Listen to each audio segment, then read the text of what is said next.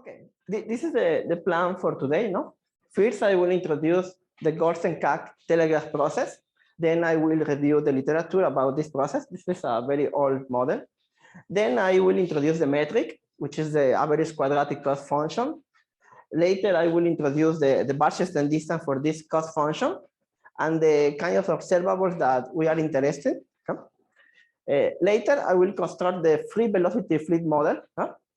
I will construct the Poisson process, the clock, the fluid velocity, define the process as the position. Okay? Later, I will give the main result, the consequence. If the time allows, I will give some idea of the proof. The Gorsen-Kac process is a very old process. It dates back to the 51. It was introduced by Gorsen in some discontinuous movements, and also it was reintroduced by Kac as a random evolution. Okay? But to be honest, to my understanding, this is very old process because the telegraph equation dates back to Heaviside in the 1875 or something like that. Okay, first I apologize because my system only have one particle. Okay, yeah, but how the dynamics is described as following.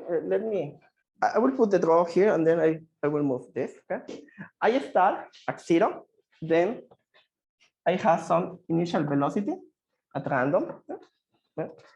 When the Poisson clock rings, I change my slope, no? Maybe here. And then maybe the Poisson clock rings again. And that's it. No? And this is exactly the picture you can have in mind for this process. No? You change the initial velocity is positive or negative at the beginning. Then we have some Poisson clock that regulates where the slope change the direction. And that is exactly the model. Okay, very simple model. And this is the sample path that I would like you to keep in mind, because I will modify a little bit along the talk. Let me say something about this process. This is a very old process, and this process is piecewise linear. So the evolution can be written as follows. It's better right here, as this hyperbolic partial differential equation. And this equation can be solved explicitly. Excuse me, Gerardo, can you go back to the picture? I don't understand this. Yes. Here it seems to me that it has velocity 1. So you said the velocity is chosen random? Yes, minus c plus c at the beginning. Yeah. Oh, minus v right here. Minus v or v at the beginning. You choose at random. You go with that slope. Then the Poisson clock rings, and then you change. Yeah, this is maybe the absolute continuous path, because at the beginning maybe there are some Dirac function. Yeah? Does it change to negative v? Yes, it just changed from v0 to minus v0. Just change the slope. Right? The further the question will be not so important because I will modify a little bit. Huh? But the point is that this kind of equations, which are linear, can be solved explicitly. Yeah? And the solutions are given complicated in terms of Bessel functions. Yeah? But they are explicit. Huh? Okay, let me give some heuristic about this. Suppose I have this equation. Okay? Then I divide all the equation by 2 lambda. Yeah?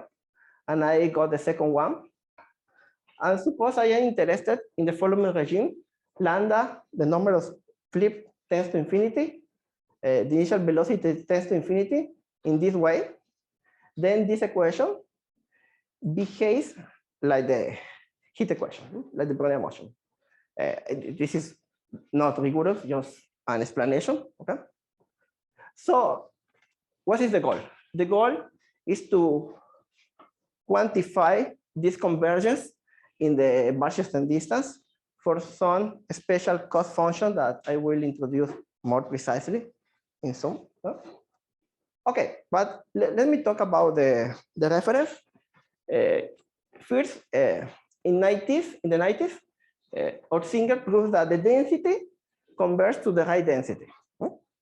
It was a tour of force. They write the explicit solution in terms of Bessel function, they do approximation, and then they get the limit. Okay. Later on, in 2011, Bogachev and Ratanov proved that the convergence is indeed in the, to my knowledge, the unique result talking about the convergence or the rate of the convergence is this paper, in which they prove that the marginal of the process comparing with the marginal of the Brownian motion is of this order when T is large. And I want to emphasize that the result we have is not asymptotic. In particular, we got the result of Bogachev and Ratanov in the scale day study. Questions up to here?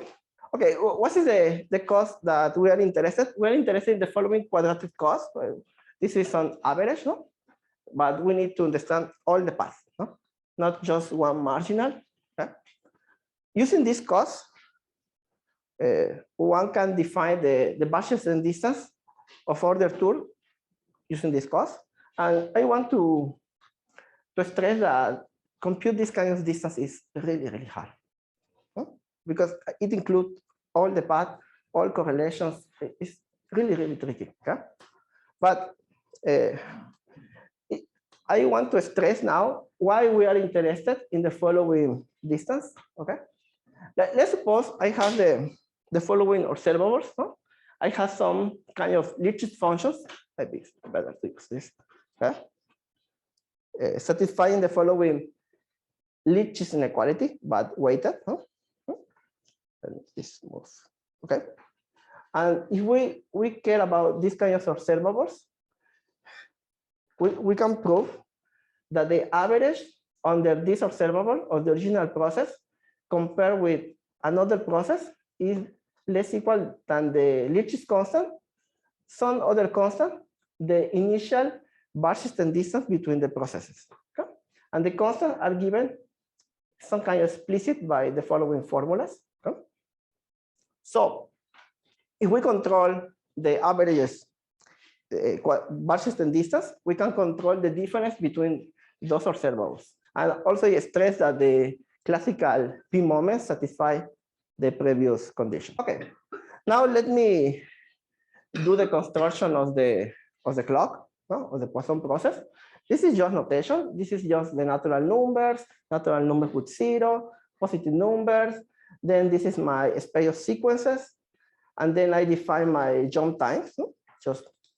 And then I define my space of admissible sequence. No? I don't want accumulations. And then I define this function, which is kind of a Poisson process, but I just want to stress that there is nothing random here. Okay? This is just a map. No? I define the sequences, I define my map that mimics the Poisson process, but deterministic. Okay. And now let me define the free velocity fluid model. Yeah? So I have some position, which I denote by xt. I have an initial velocity v0. And at the jump of the Poisson process, my velocity changes the sign instantaneously. And this is modeled by the following easy equation. Then my position is given by the integral of my velocity. Let me assume that the initial position is 0 for simplicity. And then I get the following representation. Okay. Since this process is piece linear, I can write this as follows. I write the complete jumps plus the incomplete jumps, the remainder. Okay. This part, this is not indeterministic, but you assume that they are random, the jumps. Appears like the random walk, but I want to stress that this first part and this second part are strongly correlated. Okay? And the last jump is bounded by this quantity. Okay? This appears very simple. Here I will introduce a notation. When instead of delta, when I use S, it means exponential random variable with parameter 1. Okay? Since I am interested in comparing the process in this average distance, then I am interested in keep the notation for all the paths from 0 to the target time, capital T. Then I will keep this notation in all the presentation. And straightforward computation shows that the variance of the process is given by this formula. Then, if I consider the following scale, T star tends to infinity, L star tends to infinity in this way, that this fraction goes to some positive constant. So it, roughly speaking, say that the process should go to some Brownian motion with some volatility, with some variance. Okay, this is just informal. Okay? So let me try to do with the easiest coupling. The easiest coupling is the independent coupling. No? If I apply the independent coupling, okay, I can do straightforward computation, very explicit, okay? And I get that the distance between the rescaled free velocity flip model and the Brownian motion is given by this quantity. However, for the scale we know that should go to the Brownian motion, this quantity tends to infinity. So it's not informative. Yeah? So the independent coupling is not enough for business. Okay? So what is the result? The result we have is the following. We can quantify in this Wasserstein distance the difference between the free velocity flip model and the Brownian motion. The upper bound is completely non-asymptotic. The pure constant also we can estimate. It's just a number. And also we can give explicitly which is the variance of the Brownian motion. Okay, this is just notation. Sometimes when I use W, it means the standard Brownian motion. When I use B, it means the Brownian motion with the suitable covariance. No? Okay, let me discuss some consequence.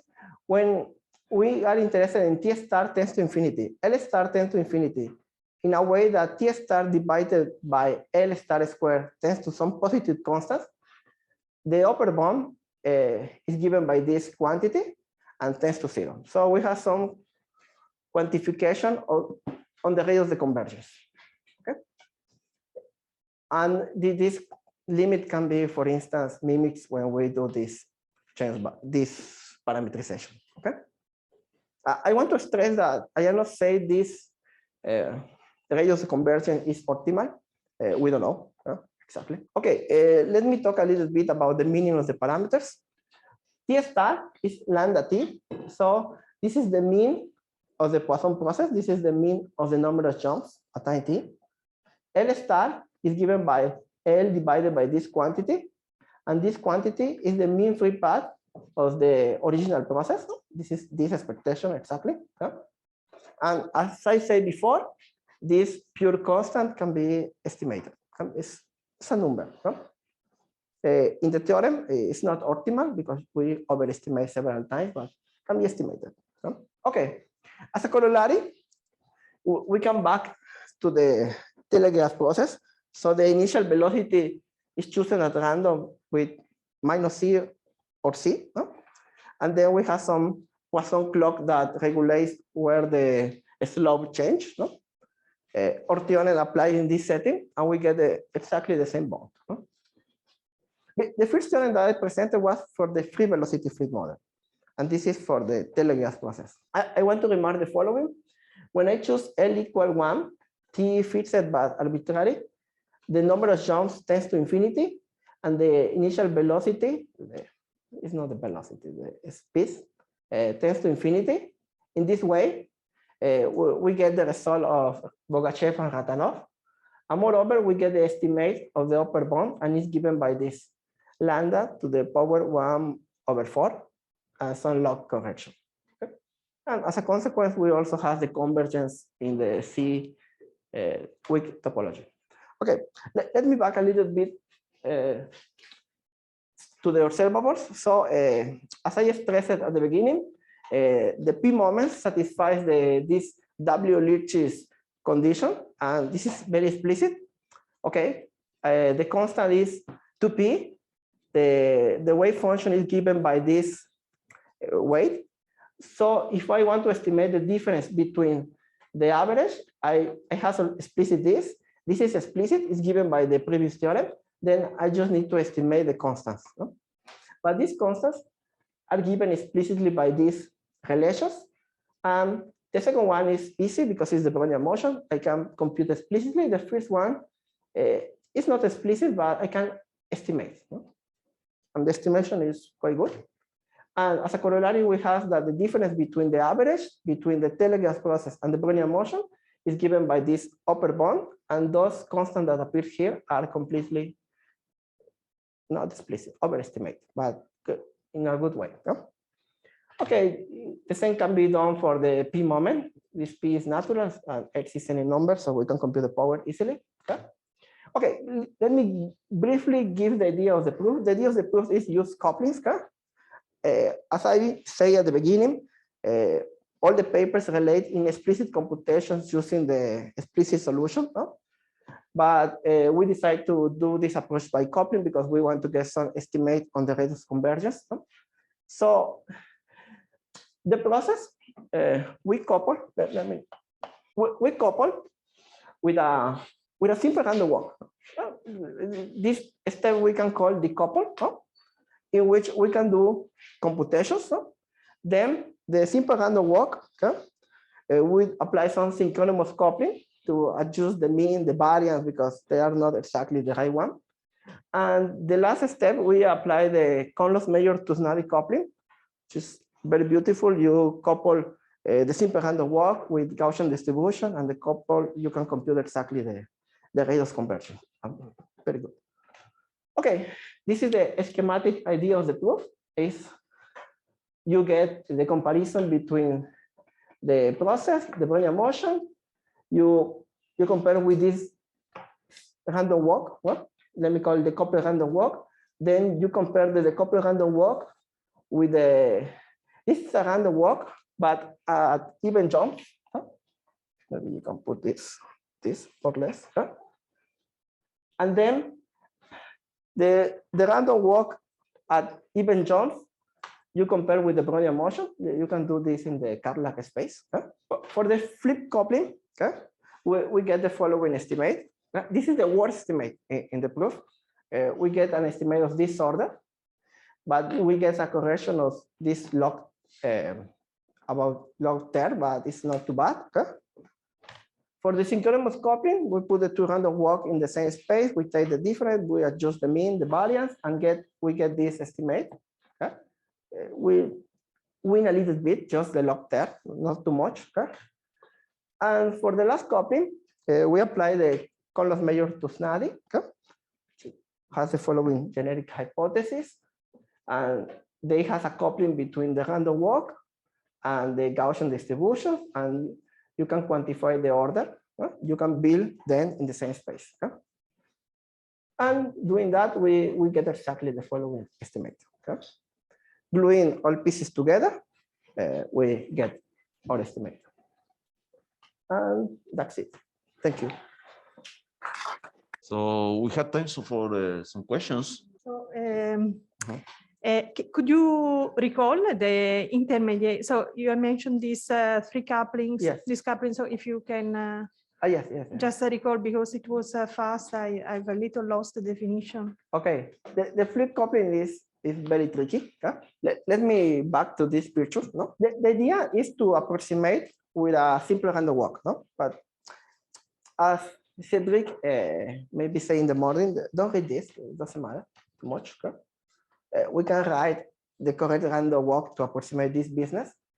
And the good point is that we can compute the expectation. And the expectation for some functionals that depends on 0t are given by the following formula. And the expectation of the original process are given by the following formula. Since we can do that, then we need, let me go slowly, we can compare this measure. This measure is just a gamma distribution, which is here, with this measure n to the power Rn-1, which are given here. And I will apply some coin-flip coupling because I will try to put all the mass away the diagonal. No? And the best way to do this is very analytically. You use the risk representation theorem and you put the action in functionals. No? And then you write this plus this. No? This is very very beautiful. The beginning I didn't like it, but it's very beautiful because it allows to do computations. Because they are optimal couplings, but typically when you have two random variables, there is a way to construct the optimal coupling total variation, but it's so difficult to do computations with that coupling. With this coupling, you can do computations.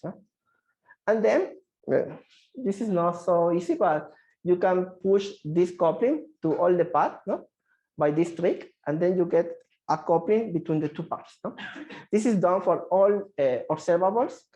Then here we replace by Oscott function, the special one, 1 over t, the integral of the difference squared, and then the game starts. But here is the tool to start to estimate. Okay, thanks. So do we have other questions? Okay, so let me insist a little bit on this coin flip coupling. Okay. So let me see if I understand correctly. So what you're doing is that you are taking two jumps of your process together, what you call one jump of the, and that's what you're trying to approximate with one jump of the coin flip coupling, right? Yes, roughly speaking, yes. Okay, so that's why gamma functions appear in the. Yes, exactly. Yes. Most appear. Okay, and but what exactly does the coin flip coupling? I mean, what is the other process? What is your process Y exactly? Because it's this is then I have some ID random variable exponential. Okay, I define up to this n exponential parameter 1. Then I put some suitable constant. This constant is chosen a posteriori to optimize, but this is the optimization, eta m. Then I define my jumping times, which is given by this, and then I define the time in which I jump. Maybe this is the size of the jumps, and this is the jump times. And then using the path I defined at the beginning, it was deterministic. It worked for all the paths, this capital X. Then using this capital X, I'm using these holding times and jump times. I define my process. You can see in this process is conditioned to have n jumps only. I glue in with an independent Poisson random distribution, and I define all the process in the product space. This is very convenient because you can do computations really, I will not say easy, but let me see if I understand now. Okay. So this process Y, you're using a renewal process to define the jump of this process Y, not a. In my understanding, there are not too many theorems in renewable theory in which you have good rate of convergence. There are some of them, but the majority doesn't work for this business. And also I want to stress, for instance, in the course of Christina, she said when you don't have dissipativity, do couplings is very difficult. And this is a model in which we don't have dissipativity.